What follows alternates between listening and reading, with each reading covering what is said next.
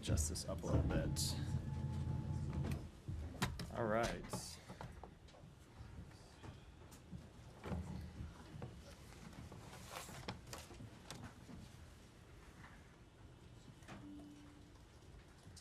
Good afternoon, everyone. Let's start with some opening comments. So Secretary Blinken just spoke to the situation in Syria in the last 30 minutes, so I'm not going to repeat in detail everything he just said, but I do want to emphasize a few things from the top before taking questions. First, there are intensive efforts underway by the United States to find Austin Tice and bring him home to his family. Our special envoy for hostage affairs, Roger Carstens, is in Beirut, and we are pressing all parties in the region to support this effort. We encourage anyone who has information about Austin's whereabouts to contact the FBI immediately. They have made clear that they will provide a reward to information that leads to being able to return him home.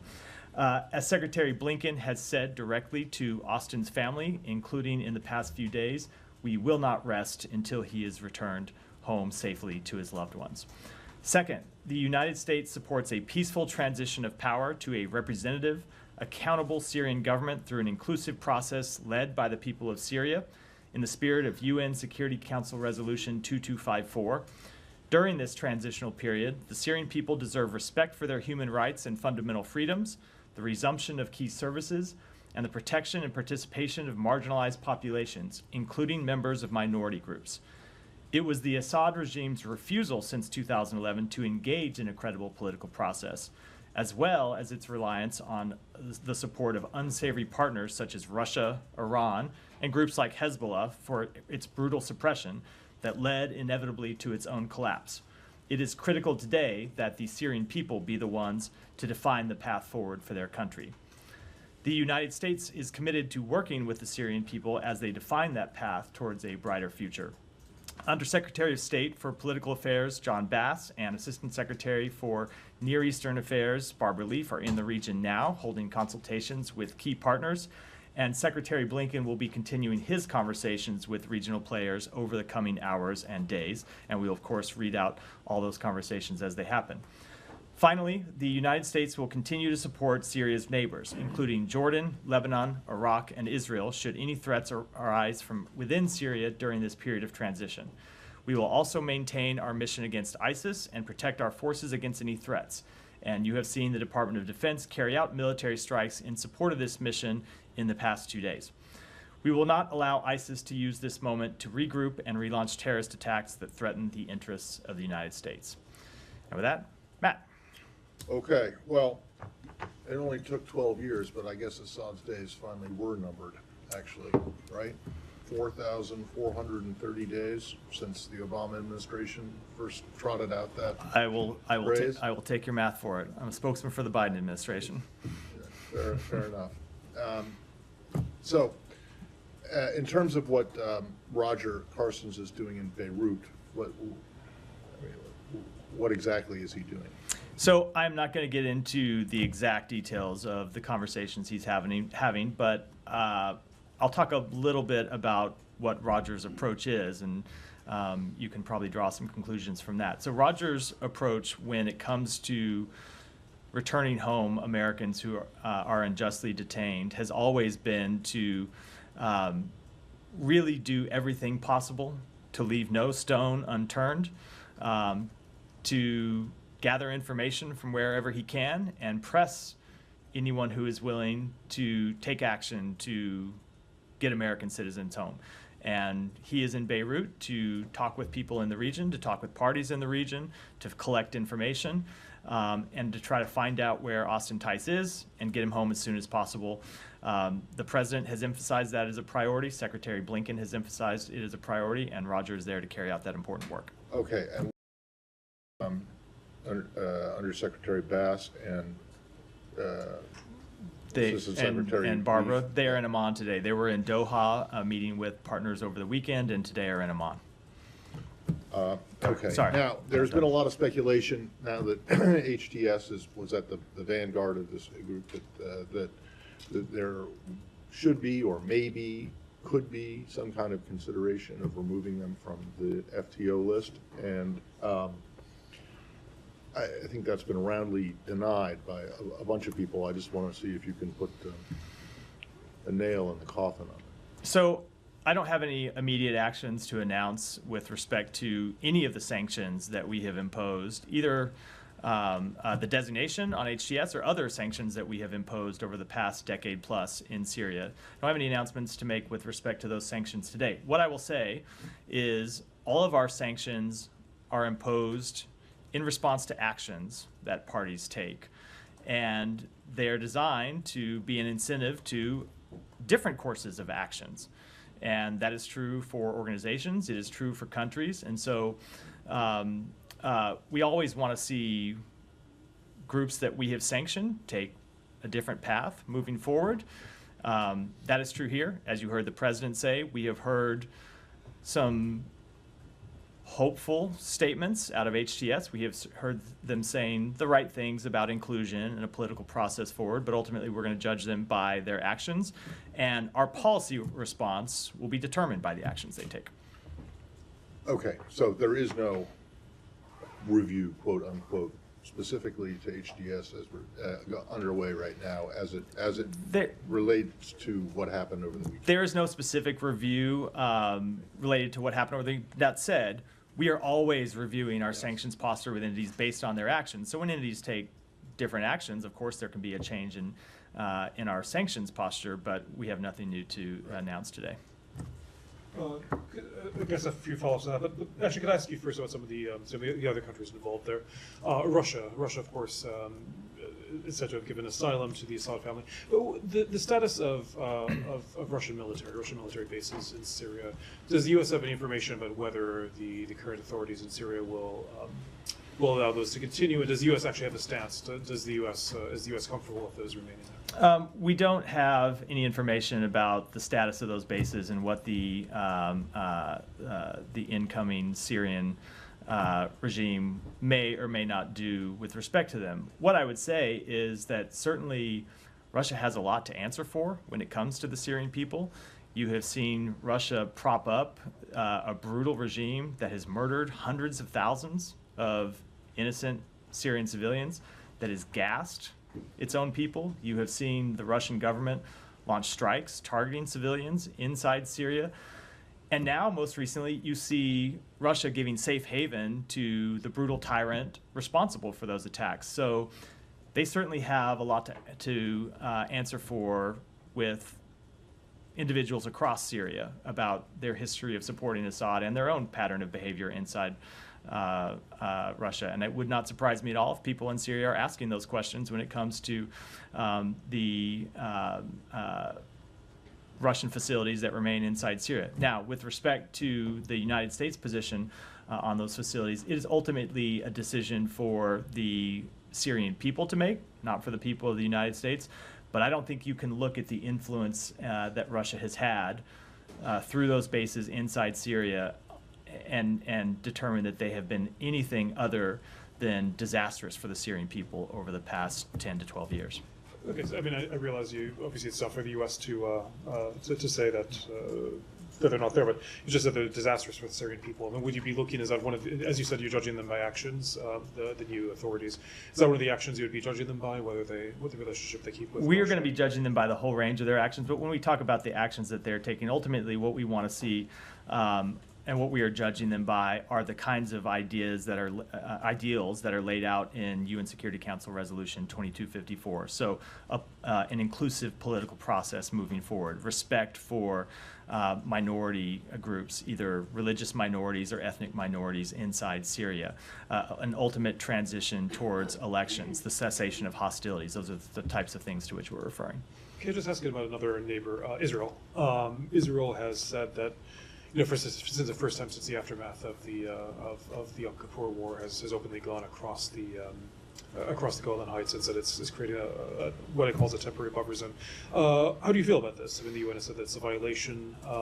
Does the United States agree? First of all, does the U.S. agree that it's a violation? So let me say a few things about it. Number one, I think it's important to put in context what happened that led up to this event. First of all, the Syrian army abandoned its positions in the area around the negotiated Israeli-Syrian buffer zone, which potentially creates a vacuum that could have been filled by terrorist organizations that would threaten the state of Israel and would threaten civilians inside Israel. Every country has the right to take action against terrorist organizations, and every country, I think, would be worried about a possible vacuum that could be filled by terrorist organizations on its border, especially in volatile times, as we obviously are in right now in Syria. The second thing that is important is that Israel has said that these actions are temporary to defend its borders. These are not permanent actions. And so ultimately, what we want to see is lasting stability between Israel and Israel and Syria. And that means we support all sides upholding the 1974 disengagement agreement. Do you feel that they're holding up that disengagement agreement? Well, look, this is a temporary action that they have taken in response to actions by the Syrian military to withdraw from that area. Now, what we want to see ultimately is that agreement fully upheld, and we will watch to see that Israel does that. They have said that this is a temporary action, and we're going to be watching what steps they take in the coming weeks. You're saying watching what steps they'll take. I mean, do you want them to take Of those course, steps? we will be engaging with them as well, but ultimately, it's important that there is security along that border. Right now, there was potentially a vacuum created by the withdrawal of Syrian forces. We don't want to see a vacuum there either that could be filled by terrorist organizations. That's not good for, not just for Israel's security. It wouldn't be helpful potentially to the people of Syria. If you see a terrorist group move into the area that was vacated by Syrian forces, and it could lead to an outbreak of hostilities across that border, something that we don't want to see either. I mean, just to make sure I'm understanding correctly, you're saying basically that the U.S. wants this Israeli move to be temporary, that you don't want to permanent. So look, as I said, we want to see the 1974 disengagement agreement upheld, and that includes the terms of the buffer zones, which includes Israel withdrawing to its previous position. Yeah. Just on that quickly, did Israel give you a heads up before doing that? We have been consulting with them about the situation. I'm not going to speak to the contents of those private diplomatic conversations. Did they describe what temporary would look like? Is it 6 months, 1 year, I'm just not 30 years? I'm not going to get into those diplomatic conversations. Okay, going back to U.S. engagement with some of these Syrian rebel groups. Yesterday, a senior administration official talking to reporters said U.S. is in touch with some of them. Can you explain which ones? And given that HTS is designated and there's a bounty on Jolani's head, is that a 100% impediment for you guys to even indirectly engage with them, or not really? So as a legal matter, no, it is not. We do have the ability to engage with organizations that have been designated. You might remember that the previous administration engaged with the Taliban while it was a designated terrorist organization and struck an agreement to withdraw from Afghanistan with the Taliban while the Taliban was a designated terrorist organization. So we do have the ability, when it is in our interest legally, to communicate with a designated terrorist organization. There are things you can't do under the law, but talking with people is not one of them. When it comes to engagement with groups on the ground in Syria, so we have a number of ways of communicating, sometimes directly with various groups, sometimes with intermediaries, either inside Syria or outside Syria. We have been engaging in those conversations over the past few days. The Secretary himself has been engaged in conversations with countries that have influence inside Syria, and will continue to do that, but I'm not going to get into the details of those conversations. I will say that there are a couple of key points that we are emphasizing in all of those conversations. One is that we want to see de-escalation moving forward. We don't want to see any organization take advantage of this situation to try and improve their own position, to try and improve their own standing inside Syria. We want to see ultimately a political reconciliation and a political path forward that answers the interests of the Syrian people, not the narrow interests of any one of the various organizations that are active militarily inside Syria. Right. Is the U.S. government trying to engage with Jolani himself? I'm going to make it a rule while we are in this period of somewhat uncertainty to not try to read out all the conversations that we have one by one with various actors inside Syria. But I can tell you that we believe we have the ability to communicate one way or the other, directly or indirectly, with all the relevant parties, and we will make clear the interests that I just outlined, both in the top of my remarks and in response to your previous question, we will be making clear that those are the interests of the United States and what we believe are the interests of the Syrian people that we want to see upheld. And one final broad thing. Over the last 4 years, we didn't hear a whole lot about Syria from this podium or in the briefings. This was clearly an issue that was on the back burner. I'm sure you're going to disagree with the premise of this question, but that is simply a fact based on observation and our experiences here. Do you feel that that's undercutting your efforts right now? How much of an influence do you think you have in the waning days of this administration? Well, first of all, let me say most of what I talk about from this podium is not my choice; it's yours. Except for my various opening remarks. Let me just say, I get up here. Hold on, let me just say. Our questions are Humera, based on U.S. foreign policy priorities. let me. I didn't interrupt the question. Please Sorry, let go me ahead. finish the answer. I get up here and I respond to the questions from the reporters in this room, and I don't think it's fair to judge my lack of responding to the lack of questions about Syria as a indication of the work that has been going on inside the department and inside the administration. I will tell you that, of course, you will see a lot of the public work around matters that become new flashpoints, matters that require serious political engagement from the senior leaders of this department. But the Syria policy that was developed during the latter stages of the Obama administration, to go back to the point that Matt started this briefing with, that is largely carried through to this day. Ultimately, I would say has led to the situation we're in today. And I would combine that with the policies this administration has pursued to weaken Bashar Assad's main backers, Russia, Iran, and Hezbollah, which of course is itself backed by Iran. So it is the sanctions that we imposed on the Syrian regime that weakened the Syrian regime. It is the international coalition that we marshaled to hold Assad accountable. And then the fact that when Assad found himself at a moment of weakness in the past 10 days, the fact that his biggest backers had been weakened by diplomatic and military efforts supported by the United States, that had a role in what happened too. It had a major role in what happened too. So I would say, despite the oftentimes lack of public conversation about Syria in this briefing room or elsewhere in the United States government, when you look at the policies that we have pursued to take on Iran and to take on Russia, and you combine them with Assad's lack of any meaningful political engagement with his own people, that's what got us to where we are today. Maybe we can have a whole separate Syria briefing now that this is a flashpoint, and then Sounds like we are. We can have it back and forth, but I'm going to let that rest. Yeah. The Taliban were never designated an FTO. In fact, the guy who President-elect has nominated to take over this building fair introduced enough. a bill just a little over a year ago that would I take it back. require this. An organization. Now, they are an SDGT, but there are different requirements so under that. you're right, not an FTO, an SDGT. I often get that distinction wrong. That said, the rule about engagement, the ability to have conversations, is the same for both of those designations. Can you check that? Yeah. All right, thanks.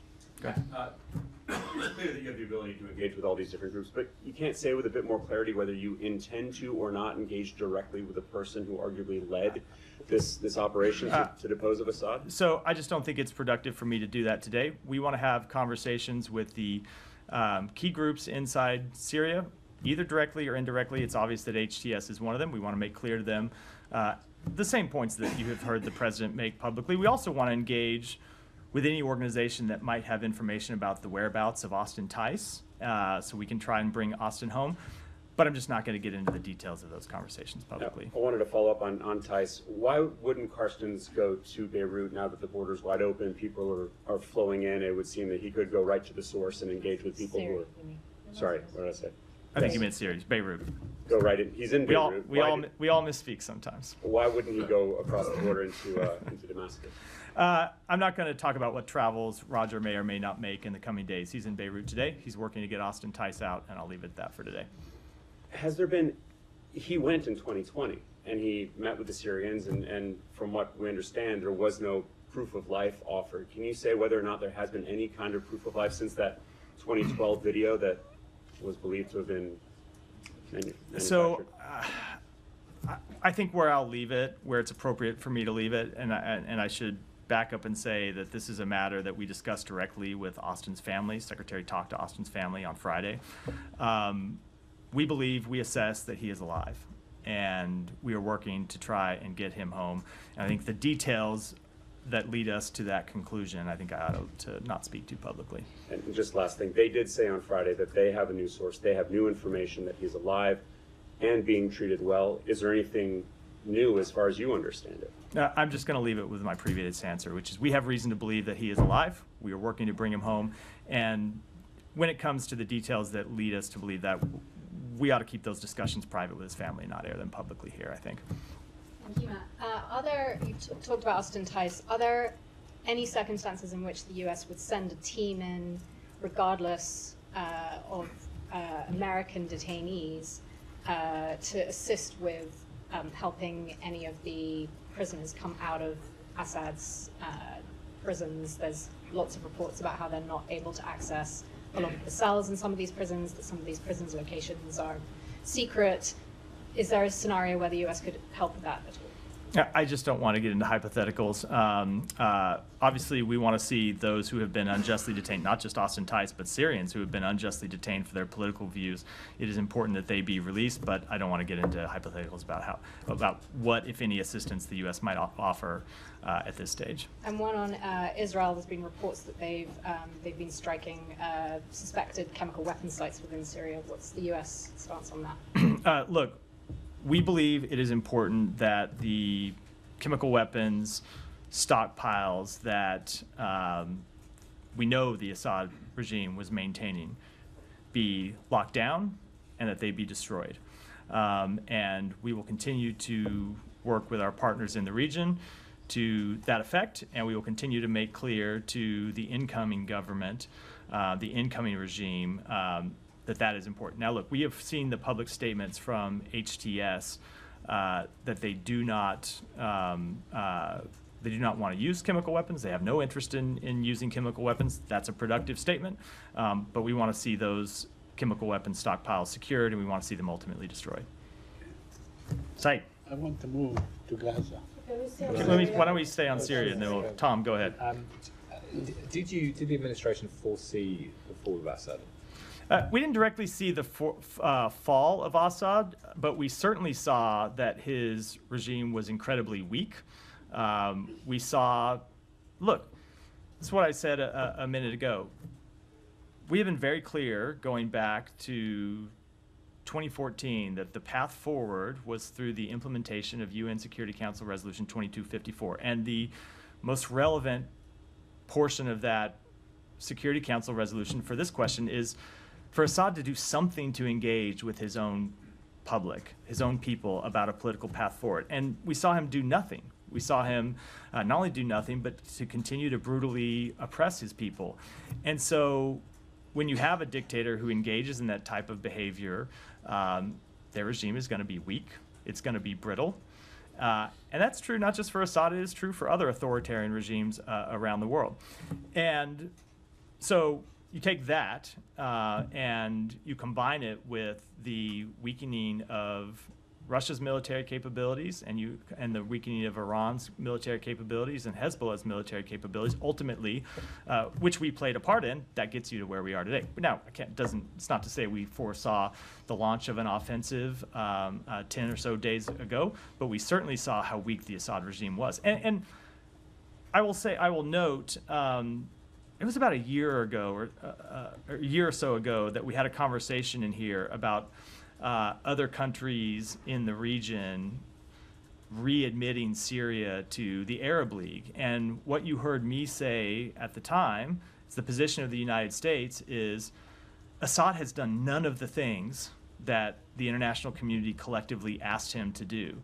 And every country has to make their own decisions about how to respond to that refusal on his part.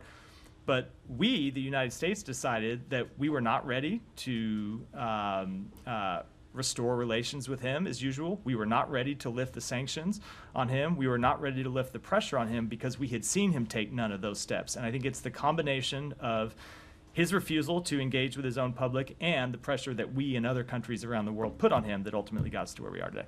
I mean, I asked the question. Sorry for the long-winded answer to the question. But I asked the question because there has been, you hint to it there, a lot of the US administration in the last 24 hours who are taking the credit for its foreign policy decisions that, in part, created the conditions for this to happen in terms of the weakening of Hezbollah, Iran, and Russia. And therefore, there's a sort of, if you kind of break it, you own it, part of the foreign policy element, which is what now is both has been your planning for this eventuality, and therefore what leverage do you have, what influence do you have on the players now that are in control in Damascus? What can you say now that will influence them to do the kind of things you want them to do? So I don't want to totally reject the premise of the question, Tom, because I do respect the question, but I do think that at a time like this, that really is the wrong way to look at the question. It is not a question of what leverage or influence the United States has, because ultimately this is a process that needs to be led by Syrians, not by the United States, not by any other country in the region. And so what we can do is make clear that we will support the Syrian people on this path towards a better future. We're going to protect our own interests while we do that. We're going to make sure that ISIS doesn't reemerge. But it is not for the United States to try to use its influence or leverage to dictate any path forward for them. We want to see them make those decisions on their own. Now, we're going to be clear in engaging with all of the relevant parties inside Syria and elsewhere in the region that there are a few core fundamental principles that we want to see respected as that moves forward. But ultimately, that is these are decisions for the Syrian people to make, not for us. But I mean, I'm just thinking, if you're HTS and you're thinking about the way ahead, and clearly, there is a direction you want them to take and one you don't want them to take. And so I'm asking about what you can do. Yeah, fair question. Look, fair question. So there are sanctions that the United States has imposed on Syria. There are various forms of diplomatic relations that we hold with countries and that we suspend with others. All of those things are the tools that the United States has in its toolbox when it comes to responding to this situation. And so when I say that we will judge HTS by their actions and we will respond through our own policies, that is the kind of thing that I am talking about when I make that sort of statement, when the Secretary and the President make those sort of statements. And just finally on that point, I mean, for Syrian people who've endured it's just utter brutality and under Assad and then the ravages of this civil war for many years now, and when they, I asked the question about what trust they should have in the US when it comes to this, because the moderate opposition groups, that they desperately wanted more US support for years. There was a funding program that was pulled. There was the chemical weapons being used by Assad, and people wanted to see American planes in the sky at some points during that. They didn't see them. They wanted air defenses against Russia's bombardment of Aleppo and hospitals and homes in parts of Syria. And there are people who feel abandoned. I feel the US didn't come to their aid at that point. So what can you say now to sort of let me say that first of all, we stand with the Syrian people, and we have always stood with the Syrian people and stood against the brutal tyranny of Bashar Assad. Now, we have to make difficult decisions when it comes to direct military intervention, because we know that oftentimes the consequences of direct U.S. military intervention, either in the short term or the long term, outweigh the benefits that intervention can provide. And so those are the kinds of difficult decisions that we have to make. I know I stand in this briefing room all the time and am asked very hard questions about the result of the U.S. supplying weapons to parties in the Middle East. So they are difficult decisions that we have to make. But I will say, we have always stood by the Syrian people, and we have taken actions to hold Assad accountable and to put pressure on the regime.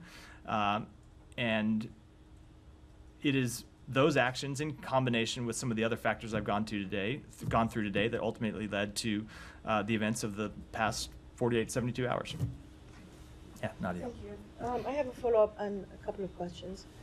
Is this a time frame that you want to give Hayat Tahrir Sham to assess their behavior? Because today there was a meeting between Ahmed al-Shara, which is Julani, formerly known as Julani, with the former prime minister of the regime.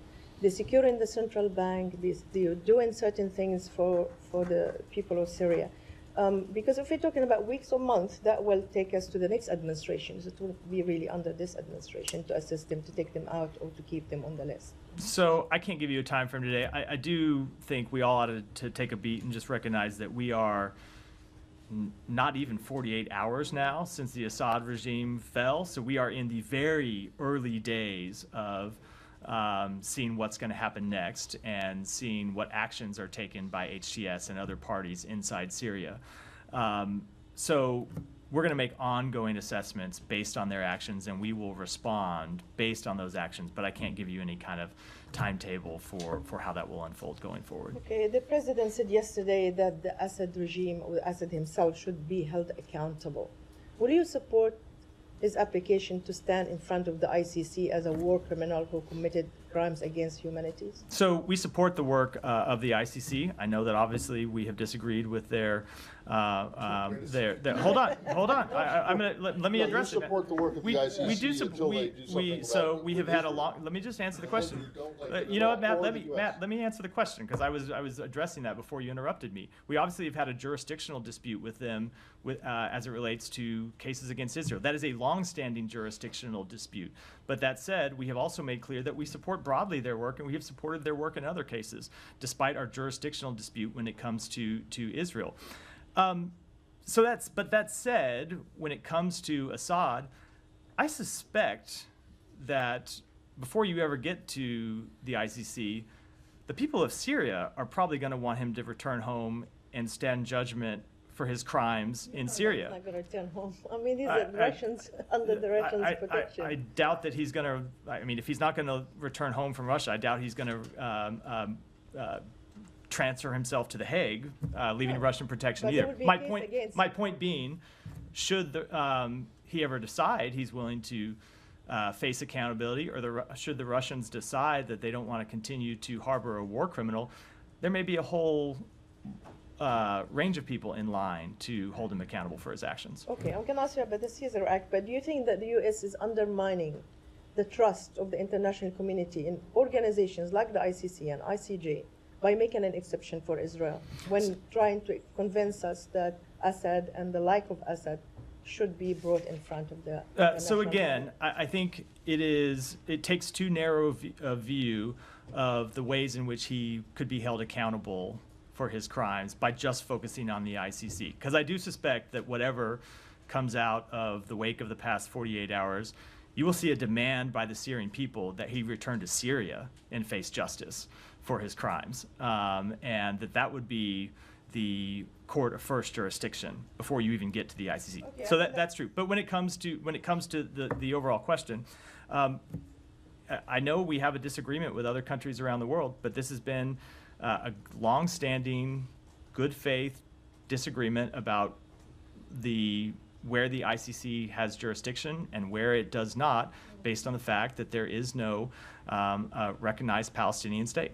Okay, but that was the norm, because this is what happened with Rwanda, this is what happened with ex-Yugoslavia, etc. Final question, the Caesar Act sanctions is going to expire on December 20th, I believe. Do you think that this should be expired now, that the regime is no longer there? I don't have any announcements on that act today. We're going to continue to watch what happens and make our decisions moving forward based on it. Syria? Yes. Yeah, go ahead. Hello. Yeah.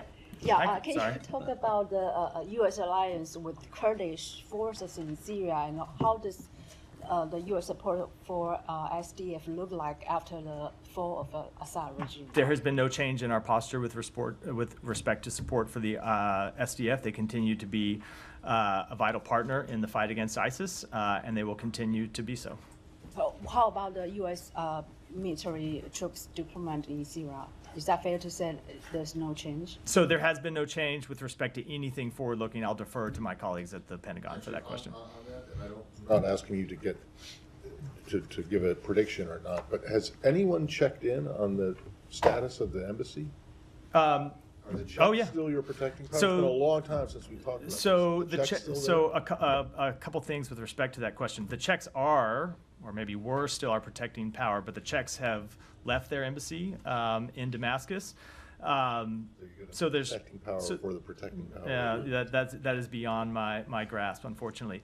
That said, we have taken steps to secure our embassy, and we believe that our embassy, which of course we're not staffing at the time, but that our embassy is still secure. Well, what steps? I don't think I should. It's a security matter, so I don't think I should get into it from here. But obviously, Are there U.S.? there are no U.S. personnel. There are no U.S. forces there, but we are at times able to engage with local parties to maintain the security of our embassy, make sure that it is not breached, and we have taken those steps. Michelle. On Syria, on Manbij, how do you view the fights between SDF and SNA, and are you coordinating between the SDF and Turkey to escort SDF militants from Manbij? So our stance on this with all of the relevant parties has been clear that we don't want to see an escalation. We don't want to see anyone take advantage of this period of instability to try and further their own position inside Syria. We are making that clear to all of the concerned parties in the region. When you look at the important work that the SDF does to prosecute the fight against ISIS, to secure prisons where ISIS fighters are held, we don't want to see them distracted from that important duty in any way possible. So we'll continue to make that clear to the relevant parties in the region. But the SDF militants are besieged in Manbij. Are you working on this to escort them, to take them out, or? I don't have anything to announce from here beyond what I just said about the But situation. another one too. Were the HTS able to control whole Syria in 7 days without any international support, in your view? And who was or who supported them? Well, the United States wasn't supporting them, and I think I'll let other countries speak for themselves. And finally, on Iran, to what extent are you concerned that Iran, after losing Hamas, Hezbollah, and Syria, will move forward to get the nuclear bomb? So look, that is obviously an issue that we have been concerned about for some time, and something that we have been watching for some time, and something that we coordinate with our allies and partners. And without making an assessment, I will just repeat what we have always made clear, which is that President Biden will not allow Iran to obtain a nuclear weapon, period, full stop. Thank you. Yeah. But on Russia angle of this topic, legality of granting political asylum to al-Assad, is it legal? Does he have a case here? Do you think? And if when it comes to holding al-Assad accountable, if Russia refuses to hand him over, does it make Russia complicit? So I think Russia is already complicit in Assad's crimes against the Syrian people. I don't think you need any further actions by Russia to prove their complicity. And then with respect to the question of international law, I'm just not qualified to opine on that. Back to Tom's question, he mentioned that you guys are taking credit for your foreign policy decisions on this. Ukraine angle. Both President and Secretary mentioned that Ukraine fighting back Russia, weakened Russia, and that did actually contribute to this victory. Does that further signify support for Ukraine in months, days, years ahead? So I can't speak for years ahead. Obviously, I'm the spokesperson for an administration that will be in office for a little over 1 month. I can tell you that as long as President Biden is in office, we will continue to support Ukraine. And I would point to the broad support for Ukraine in the United States Congress and among the American public. But of course, I can't speak to decisions that the next administration will make. Saeed, finally. I move on to Gaza. But first, the rest of them might get angry again, but it's fine with me. Yeah, I want to ask you very quickly on Syria regarding Julani. Is the bounty on his head still operative? If somebody were to turn him today, we would. I would have to take that back. Then we move on. It's just a factual question. I don't know the answer to. All right. move on to Gaza. UNRWA just issued a situation report, report number 150, that really draws a very abysmal situation. It happened, it is updated between November 26th and the 3rd of December. And I was wondering, what is the aid situation?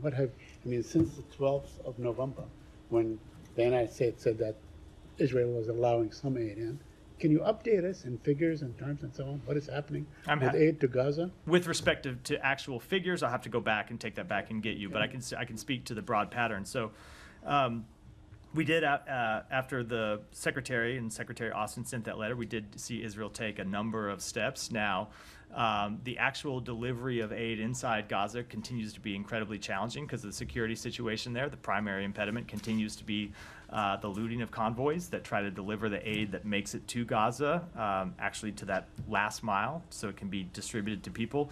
And it continues to be something that we work on with our United Nations partners and with the government of Israel.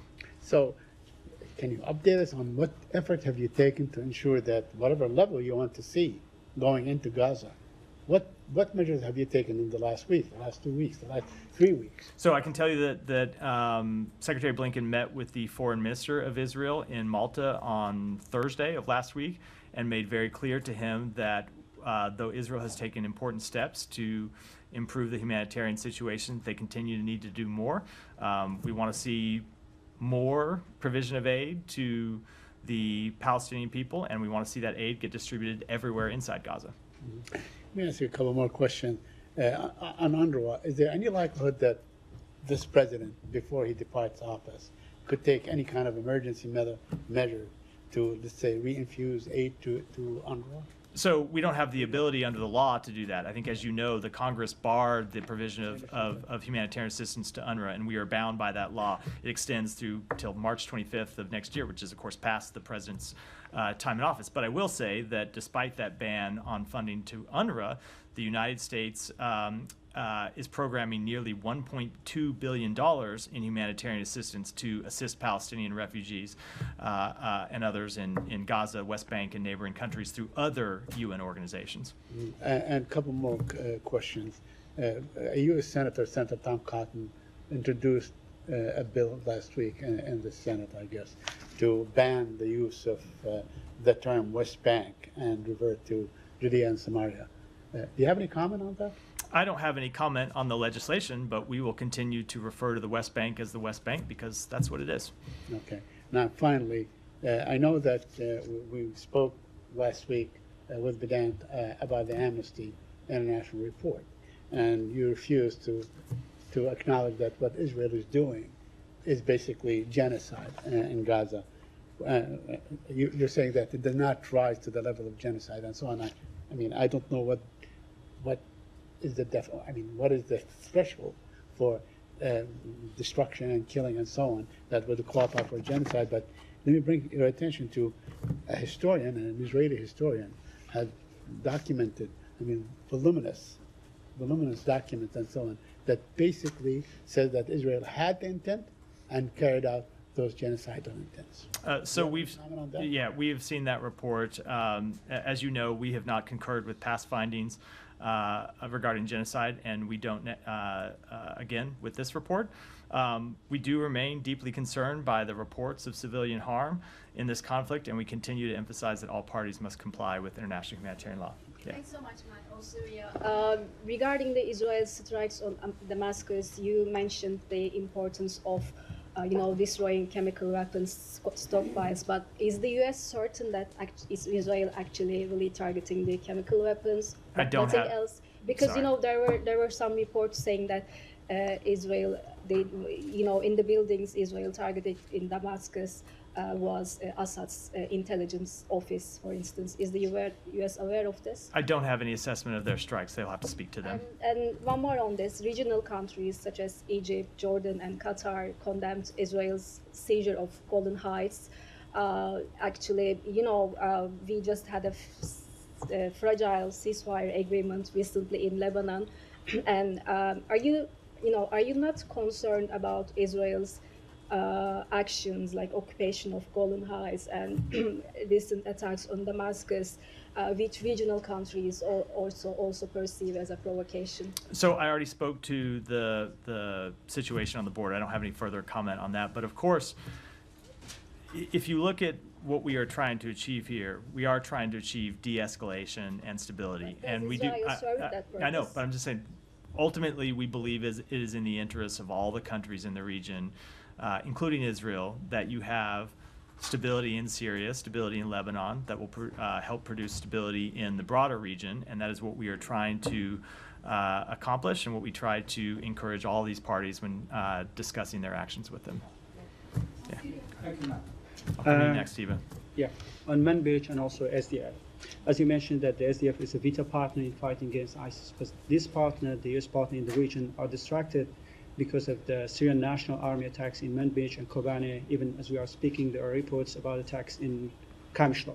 So have you tried to reach Turkey as they are backing these groups to stop these attacks on SDF in the region? We have discussed this with Turkey and with a number of other countries in the region, and we have made clear what you heard me say in response to a previous question, which is that we want to see de-escalation. We don't want to see any party try and take advantage of the situation.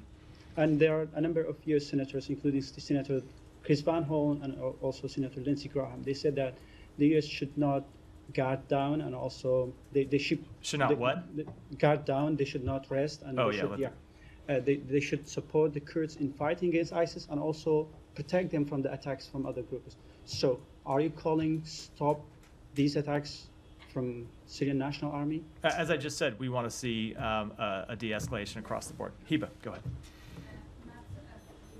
You got to sit closer. I've never seen you so far back, Hiba. Couldn't find you back there.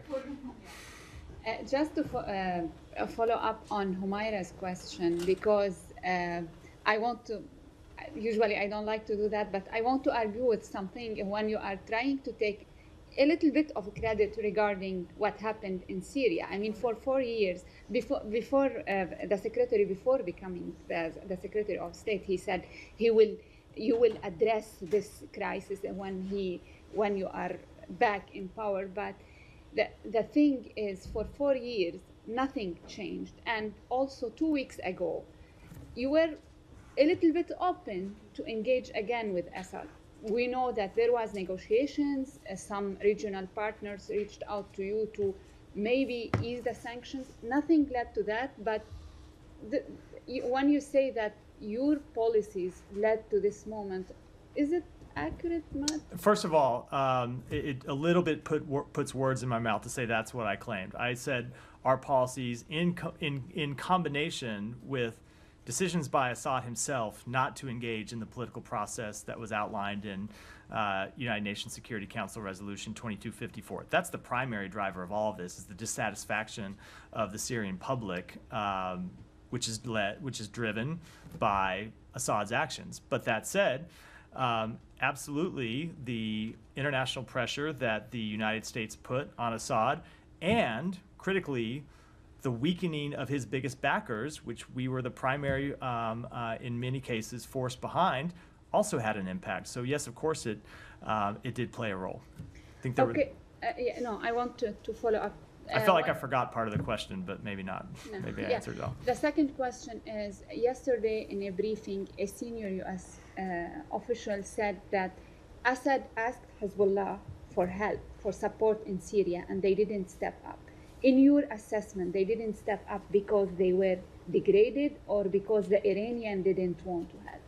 It's probably a combination of both. Primarily, they were degraded. If you look at what's happened to Hezbollah's military capabilities over the past, 3 months, they have been significantly degraded from where they were before Israel launched kind of full-scale military operations against them. And so they didn't have the capabilities to come to Assad's defense as they had in previous years. And regarding the negotiations or U.S. envoy visit to Beirut now, we know from your past engagement in Lebanon that Abbas Ibrahim was the figure who led the negotiations with the Syrian regime, the former Syrian regime. So who are you talking to in Lebanon now? I'm not going to read out specific conversations. As I said, we have the ability to communicate with any number of people in the region. That's what our officials who are there on the ground have been doing over the past few days. That's what those of us here, have been doing by phone, and we'll continue to do it. But with rare exceptions, I'm just not going to read out specific conversations. And one final question: is it fair to say today that we are going out of this room and you don't rule out that you are engaging with HTS in Syria currently? I'm not ruling anything in or out either way. Thank you. Go ahead. Yeah, Janie, sorry. Thank you, Matt. A few questions on South Korea and the U.S. The impeachment vote against South Korean President Yoon failed. As an ally, how does the United States view the state of confusion caused by the constant impeachment and the abuse of certain political parties in South Korea? So I'm certainly not going to comment on political parties inside South Korea. What we want to see and what we have been pleased to see over the past few days is the democratic resilience of the Republic of Korea during a period of testing and uncertainty. And what we expect going forward is that political disagreements continue to be resolved peacefully and in accordance with the rule of law. Will this chaotic situation in South Korea affect official meeting or event between U.S. and South Korea? The alliance between the United States and the Republic of Korea remains ironclad. We are committed to the peace and security of the Korean Peninsula, and we will continue to be. Last, the high-level consultation meeting between the U.S., South Korea, and Japan held in Tokyo for resolving the North Korean nuclear issue. Do you have anything, or also, and the U.S. South Korea nuclear consultative group meeting was canceled? Will it be held again before Biden administration leaves? I don't have anything to say with regards to the rescheduling of that meeting. I can tell you that when it comes to the trilateral meetings between our three countries, something that we thought was important to establish, Assistant Secretary Critton Brink is in Tokyo now, either is in there now or will be there tomorrow, to hold meetings with his counterparts from the Republic of Korea and Japan. We believe the strengthening of that trilateral alliance has been an important engagement under this administration, and we will continue to pursue it during our final days in office. Thank you. Thanks, Matt. So just overall, what is the current U.S. view of HTS? Is Syria now a terrorist state? HTS continues to be a designated terrorist organization by the United States, but as the president said, we're going to judge them by their actions moving forward. But is Syria a terrorist state? Syria is very much a state in a period of transition right now, and I think it would behoove all of us not to be hasty in pronouncing judgments during an unstable time. And do we have any updates on the undersea cables that were cut? I do not. And then has the administration urged the Ukrainian government to expand its military draft pool? So we have had conversations with the government of Ukraine about the security situation it faces in the east. You heard the secretary speak to this somewhat when we were in Brussels last week. Ultimately, the decisions about the composition of its military force, those are decisions that the Ukrainians have to make for themselves. What we have made clear is that if they produce additional forces to join the fight, we and our allies will be ready to equip those forces and train those forces to enter battle. Thank you. A question on Korea in the back. Oh, yeah. Go ahead. So U.S. has continuously expressed support and solidarity with Korean people, not specifically the RK government. So do you have any message for the Korean public who, despite impeachment votes being blocked by boycott of ruling party, are keep calling for President Yoon's immediate departure to uphold democracy and rule of law? And in addition to that, who do you regard the counterpart in RK as to President Biden, because President Yoon, who is remaining in power despite his illegitimate act of declaring martial law, is now under prosecution and travel ban. So first of all, when it comes to our relationship with the Korean people, we stand shoulder to shoulder with the Korean people. And that is, of course, most true in times of testing and uncertainty, as we have seen over the past week. But what we believe is important, and what we have seen over that past week, is the democratic resilience of Korea, democratic resilience that was hard won over a period of several decades. So we will keep lines of communication open with all relevant parties in the Republic of Korea. The legal process and the political process should play out there consistent with the rule of law. President Yoon is the president of Korea, and the political process in Korea will play out as it should under Korea's laws and Korea's constitution. But we can assume that President Biden will probably not directly engage President Yoon because of the political I don't have any engagements by the president to announce. I never do that from here anyway. It's a matter for the White House to do. Why don't we go there, and then we'll wrap for today. Matthew, good afternoon. Christians in Syria, other religious minorities there, with HTS now in control, how will their religious freedom be monitored by the U.S.? Well, this goes to exactly what I was speaking of when I said we're going to judge HTS by its actions, as we will judge every group inside Syria by their actions. And one of the foremost things that we want to see protected in Syria are the rights of religious and ethnic minorities. If I may ask another, the head of the Latin Church in Syria, the apostolic vicar there in Aleppo, is calling for the lifting of economic sanctions on Syria, saying, quote, they have devastated ordinary people, end quote. Your reaction? So I spoke to sanctions a number of times over the briefing. I don't have anything new to say on it. And on a separate subject, on the solemnity of the Immaculate Conception yesterday, Pope Francis urging for a ceasefire on all war fronts across the globe by Christmas. Does the State Department support that urging? So there are a number of conflicts where we are trying to get a ceasefire, of course, the conflict in Gaza, the conflict of Sudan. But when you look at, say, for example, the war between Russia and Ukraine, that's ultimately a decision for Ukraine to make. I think when you, like if you look at, Ukraine has the right to defend itself. I don't think you're going to see Russia heed the Pope's calls and unilaterally disarm. So as long as Ukraine is under attack, we'll continue to support their right to defend themselves. But of course, speaking broadly, of course we want to see the end to conflict. So we want to see conflicts resolved. That doesn't mean in every case an immediate ceasefire. If it would cause parties to give up their duly held rights, but we do want to see wars resolved and peace brought to the world. Thanks very much. Thank you. Thank you.